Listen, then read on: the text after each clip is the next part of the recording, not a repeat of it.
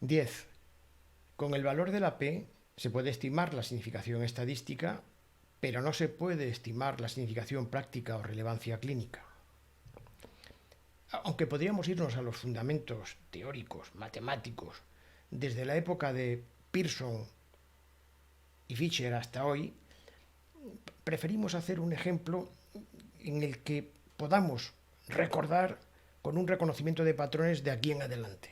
Creemos que es bastante mejor, porque muchos autores han decantado claramente a favor de los intervalos de confianza y adversamente hacia el valor de la P de los contrastes de hipótesis. Porque es engorroso.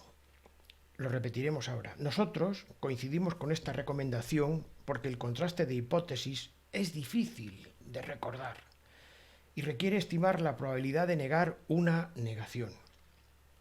No obstante, es conveniente calcularla habitualmente, aunque sea acompañando a los intervalos de confianza, y es desde luego necesario cuando no se pueden calcular los intervalos de confianza. Nos servirá también para los cortes, los análisis interinos en los ensayos clínicos, porque tendremos que hacer una función de gasto, aplicarla, y se llama función de gasto de la P, porque esta P habrá que ir dividiéndola según los análisis interinos. Y conviene por eso tener una mínima conocimiento de cómo funciona. Bueno, digamos que tenemos que hacer la formulación de dos hipótesis. En realidad es una, que es la hipótesis nula de que el efecto que estamos percibiendo en un grupo no es diferente del efecto que estamos percibiendo en el original, en el estudio que sería el control, por así decir. Mientras que tenemos que formular la hipótesis alternativa porque como investigadores en realidad es la que vamos buscando. La hipótesis alternativa es de que son distintos, porque nosotros cuando investigamos es porque creemos que va a funcionar y va a tener mejor efecto la intervención que la historia natural de la enfermedad o el control. Acudamos a un ejemplo.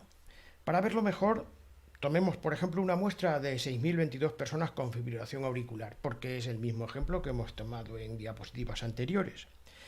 En una muestra de 6.022 personas con fibrilación auricular no valvular, el porcentaje de accidentes cerebrovasculares en un año fue del 1,5%.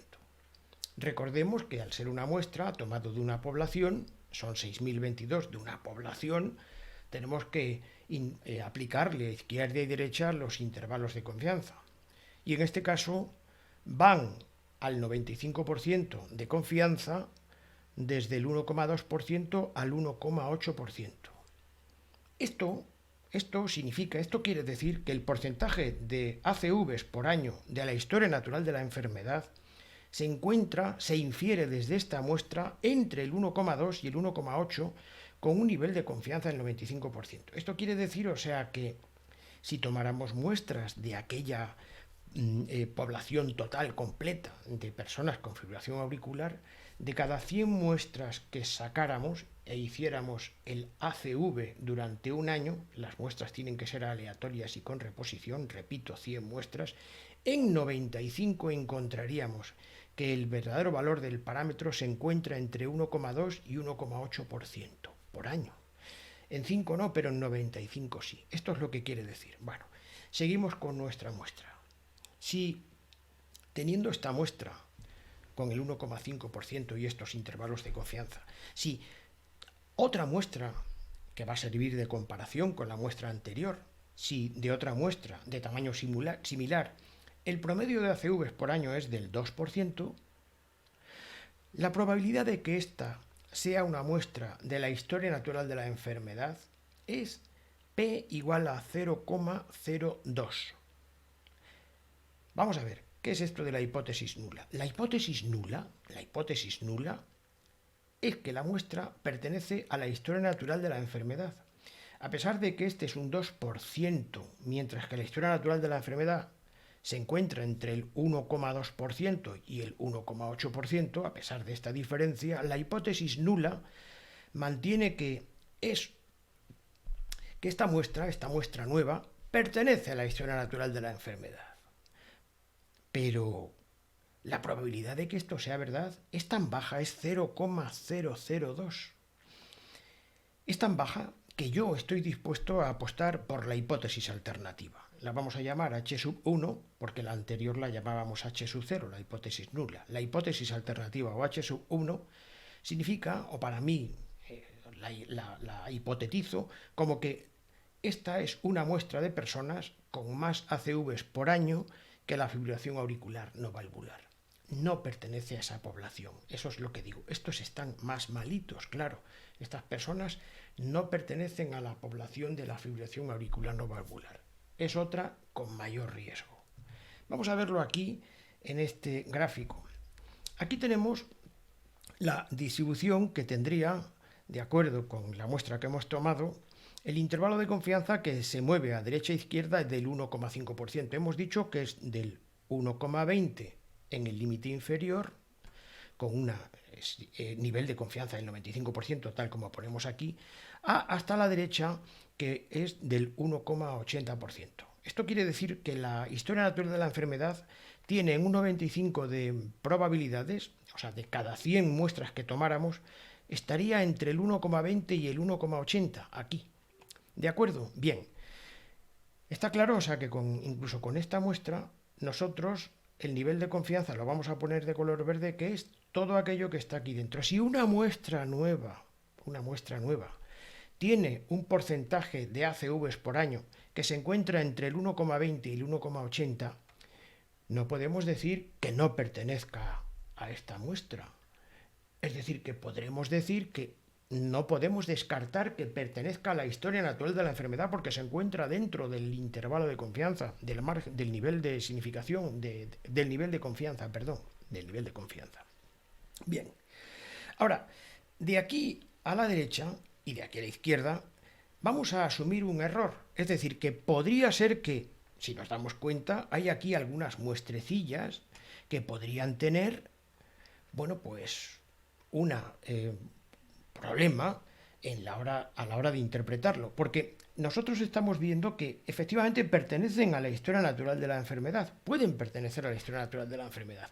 Sin embargo, nosotros tampoco podemos descartar que pertenezcan a otra enfermedad que se encuentre ya más para acá, a otra enfermedad distinta que la fibrilación auricular no valvular.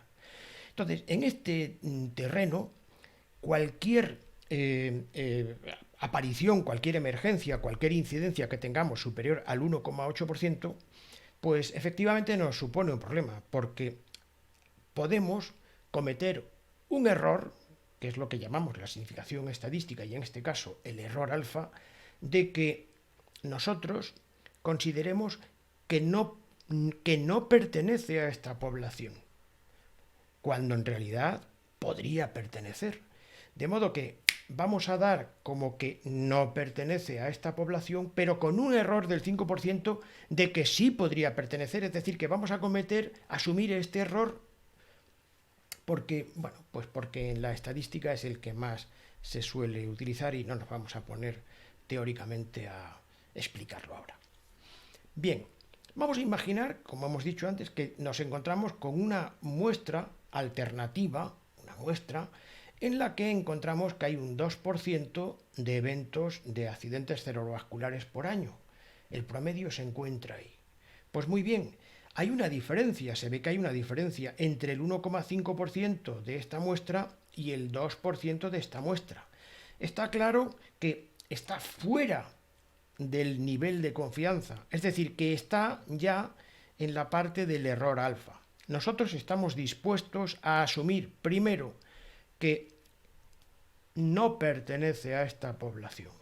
No pertenece a esta población. ¿Por qué? Porque vamos a emitir una hipótesis alternativa de que estando fuera de acá tenemos una probabilidad muy baja de que pertenezca a esta población. Efectivamente, aquí tenemos el error alfa, que es todo este trozo de aquí que ocupa el 2,5%, porque este es el 2,5% y este es el otro 2,5%.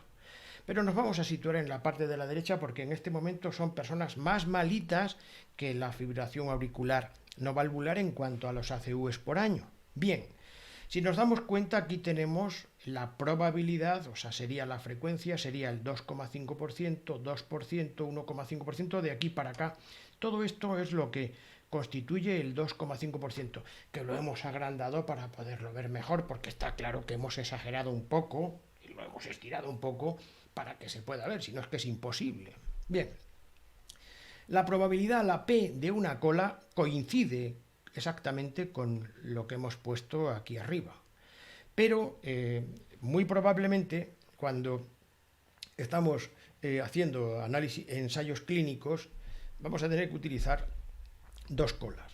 En este caso, las dos colas es multiplicar por 2 lo que es de una cola, porque en realidad es la acumulación de lo que está en la parte de acá y lo que está en la parte de acá. Pero bueno, vamos a poner dos colas. Dos colas sería 0,050 porque una cola es 0,025, es el doble. 0,040, 0,030, 0,020, 0,010 y aquí ya estaría el 0. Si nos damos cuenta, el 2% que lo hemos calculado nosotros le corresponde a una P de 0,002. Y quiere decir que de aquí para acá, la probabilidad de que sea esta muestra igual o superior al 2% es del 0,002. Es una cantidad muy pequeña, que está casi del cero, con lo que entonces yo me atrevo a hacer una apuesta de que no pertenece a la población original de fibrilación auricular no valvular. Bien, aquí estamos diciendo con un poco más de precisión y con un poco más de jerga cómo se diría en el caso de los estadísticos. Pero nosotros vamos a ir a la parte más práctica para comprender en otro ejemplo cómo funciona. Veamos otro ejemplo simulado. Necesitamos saber si una vacuna es efectiva para prevenir una infección, para lo que asignamos aleatoriamente 200 individuos sanos a un grupo de vacuna y 200 para contrastar a un grupo con placebo. Bien, vamos a ver si la vacuna es mejor que el placebo. El efecto con la vacuna en cuanto a la prevención de la infección, si es mejor, significativamente mejor que con el placebo. En este caso, significativamente, estoy hablando de estadísticamente significativo. Bien, en el supuesto 1 hemos construido este ejemplo con 40 personas que tienen infección de los 200 y en el grupo de placebo 40 personas que tienen la infección. No hay diferencia estadísticamente significativa, se ve perfectamente. Entonces, en este caso, el valor de la P es 1. Está ya, vamos, a la izquierda, a la izquierda, a la izquierda. Es 1, no hay diferencia estadísticamente significativa. Efectivamente, si se lo tenemos que informar a los pacientes, con vacuna habría un 20% y sin vacuna, con placebo sería un 20%. No hay diferencia estadísticamente significativa y se ve que la P es la máxima posible, que es el 1. ¿Vale? Bien. En el supuesto 2, habría 36 de cada 200, es decir, un 18% de eventos con vacuna y 40 de cada 200, es decir, el 20% con el placebo. Hay una diferencia. Ahora, ¿la diferencia es estadísticamente significativa? Pues la diferencia no alcanza la significación estadística, no lo alcanza.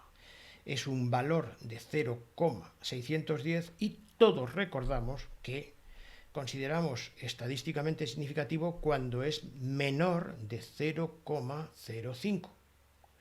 Cuando se encuentra mayor de 0,05, bueno, tenemos un sitio de interregno entre el 0,05 y el 0,1. Ahí hay que teorizar, hay que hablar un poco sobre ello. Pero cuando es un número mayor del 0,1, pues naturalmente sí que tenemos ya bastantes argumentos para decir que, que se puede tratar de la población originaria, de que esto que estamos viendo puede pertenecer al grupo de control perfectamente, al grupo de control o historia natural de la enfermedad. En el supuesto 3 vamos a ver cómo se distancian y efectivamente en el grupo de intervención de vacuna hay un 10% y un 20% en el 20% de eventos de infecciones por año en el grupo de placebo. 10% con vacuna, 20% por año. Hay una diferencia y en este caso se aprecia la diferencia porque es estadísticamente significativa puesto que es un número menor de 0,05, 10 veces menor, 0,005. Y efectivamente, se percibe aquí, y podríamos explicar a los usuarios que no se desempeñan bien con estos conceptos de la significación estadística, como que hay un 10% en un año de eventos de infecciones con la vacuna y un 20% si no se pone la vacuna, con placebo.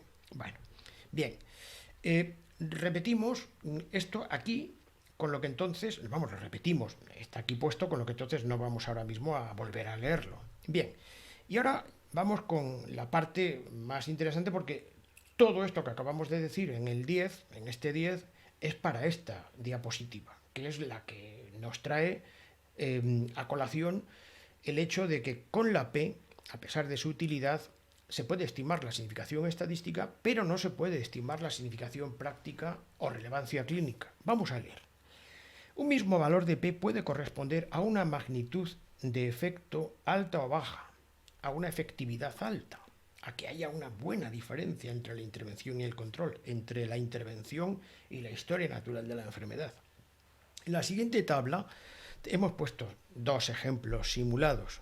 Son dos vacunas. La vacuna A no es el ejemplo anterior, este es otro simulado. Una vacuna que tiene, vemos aquí a la derecha, vamos a leer directamente, una P, un valor de la P muy bueno, aparentemente, naturalmente, aparentemente, o sea, la significación estadística es muy estimable. ¿Por qué? Porque es 0,005. Sabemos que es estadísticamente significativo, asumimos un error del 5%, lo cual quiere decir 5% que en el valor de la P, 0, lo decimos en tanto por 1, 0,05. Es decir, que diríamos que son estadísticamente significativas las diferencias cuando el valor de la P en esta diferencia es menor de 0,05, 0,04, 0,03, 0,02, 0,01, bien para allá. Que la diferencia es buena si nos apetece que sea buena, claro está. Bien, y en este caso tenemos otra vacuna que tiene el mismo valor de P, 0,005. Cualquiera persona que le dieran solamente estos valores diría, pues estas vacunas son iguales, tienen el mismo efecto. No, tienen la misma significación estadística, pero no tienen la misma significación práctica o relevancia clínica. En efecto, vamos a analizar un momentito la primera vacuna. La primera vacuna es el ejemplo que hemos puesto anteriormente, que le hemos puesto anteriormente, con lo que lo hemos aprovechado aquí, que es un 10% de eventos con el grupo de intervención de vacuna por año y un 20% con el grupo de placebo de infecciones en un año, ¿vale? En un año. Bien, aquí nos damos cuenta de que el NNT es de 10. Vamos a decir solamente la estimación puntual. Es de 10. Tenemos que vacunar a 10 para evitar el evento en 1. Si se lo decimos a las personas que no se desempeñan con el valor de la P o los intervalos de confianza, que son de 6 a 33, todo esto que estamos diciendo aquí, diríamos que son 10% de eventos en el grupo de intervención frente a un 20% de eventos en el grupo de placebo. O sea, vacuna 10%, 20% con placebo. Es mejor la vacuna, claro está, ¿no? Bien. Sin embargo, aquí, en el siguiente, a pesar de que tiene el mismo valor de la P para la diferencia, 0,005, sin embargo, eso se ha producido porque el tamaño es más grande, de los denominadores, las personas o los sujetos en riesgo son más. Y aquí tenemos que hay un 5% de eventos con la vacuna por año, de eventos de infecciones, y un 5,9% de eventos con el placebo, de eventos por año con el placebo. Está claro que hay una diferencia, pero la diferencia aquí se ve que es bastante menor que anteriormente. Y efectivamente, entre el 5,9% y el 5%, la diferencia es un 0,9%. Es decir, que el NNT es 111. Hay que tratar o vacunar a 111 para evitar la infección en 1, pero no en 110. Entonces, el rendimiento es bastante menor, de hecho es como aproximadamente, bastante menor que en el anterior. No voy a ponerme a cuantificarlo para no equivocarme. Bien, si nos damos cuenta a la hora de comunicárselo a los pacientes, que las personas que no se desempeñen con el intervalo de confianza o que no tengan claro, lógicamente, porque es bastante difícil en la calle estimar lo que es el valor de la P para la diferencia, diremos que en este caso con la vacuna se producirían aproximadamente un 5% de eventos por año, de eventos de infección, mientras que con el placebo o sin vacuna sería un 6%. La diferencia es bastante poca, es menos del 1%, en realidad es un 0,9%, pero que redondeamos pues porque no vamos a ponernos a hacer decimales cuando son tan pequeñas las diferencias. Aquí tenemos la bibliografía que hemos utilizado si se quiere consultar, que tiene estas dos páginas, y con esto nada más. Muchas gracias.